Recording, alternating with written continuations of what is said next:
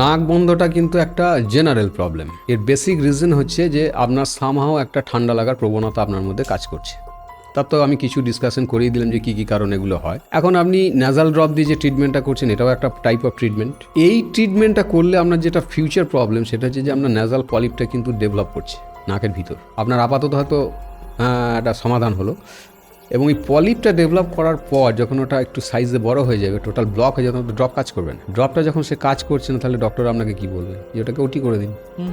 ওটার ওটির মানে হচ্ছে যে ধরুন একটা গাছ একটু বেড়েছে আগাছা, আপনি ছেঁটে দিলেন, তার মানে কি গাছটা চলে গেল? আবার গজাবে তো পরিবেশটা পেলে।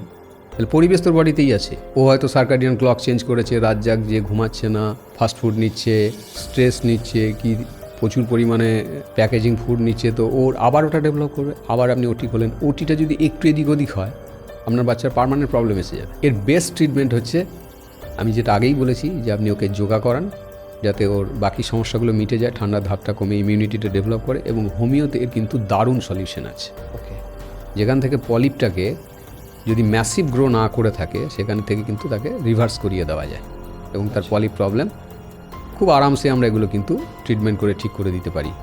সেই ক্ষেত্রে তার আর ফার্দার ওটি করার দিকে যেতে হয় না। এবং ওটি করার পর যে রিপিটেড ওটি করতে হয় সেটা আমরা বুঝতে পারি আমাদের কাছে যখন পেশেন্ট বলে আমি 2 বছর আগে ওটি করেছিলাম, আবার সমস্যা হচ্ছে, তো তখন আমাদেরকে সেই ট্রিটমেন্টই করতে হচ্ছে। তাহলে সেই ট্রিটমেন্টই যখন আমি করব, আগে থেকে করবো। আগে কেন করবো না? ঠিক।